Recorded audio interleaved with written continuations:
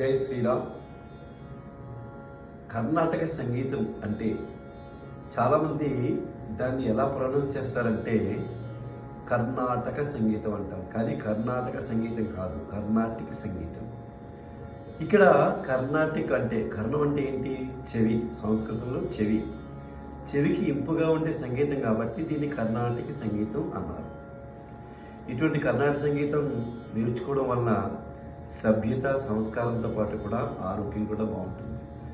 చాలామంది మనం ప్రతిదాన్ని మన వ్యాపార రీత్యగా అంటే ఏంటి, దీనివల్ల ఉపయోగం ఏంటి అని ఆలోచిస్తే దేనికి మనం విలువ కట్టలేం.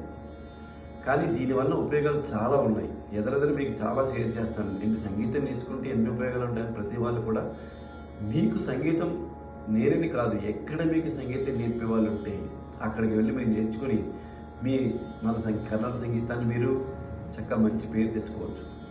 అంటే ఇలాగ మ్యూజిక్ థెరపీ అనేది ఏంటి, దేని గురించి అంటే ఇప్పుడు మనం ఒక జబ్బు చేసింది అనుకోండి, ఒక మందు వేసుకుంటాం. అలాగే ఒక యోగా చేసుకోవడం, అదే ఏదో విధంగా తగ్గించుకోవడానికి ప్రయత్నం చేస్తాం. అసలు రోగం అనేది రాకుండా ఉంటే అలా రోగాన్ని కూడా రాకుండా చేయగలిగే శక్తి సంగీతానికి ఉంది. ప్రతిరోజు కూడా మనం చేసే సాధన వలన ఒకటి ఆధ్యాత్మికంగా భగవంతుడి దగ్గర అవ్వగలుగుతాం. రెండోది మనకి బ్రీతింగ్ ప్రాణాయామంగా సమానం కాబట్టి బ్రీతింగ్ ఎక్సర్సైజ్ చాలా బాగుంటుంది. అందుకే సంగీతం పాడే వాళ్ళలో చూడండి, ఆయుషం ప్రాబ్లం కానీ ఇలాంటివి రావు. వాళ్ళు 2 గంటలు 3 గంటలు సాధన చేసిన వాళ్ళు.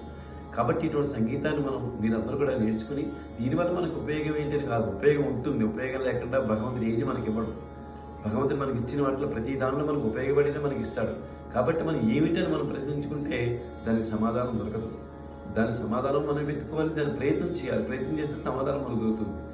కాబట్టి సంగీతాన్ని ఇంకా మనం ఎన్నెన్నో విషయాలు మనం ఎదురుగా నేర్చుకుందాం.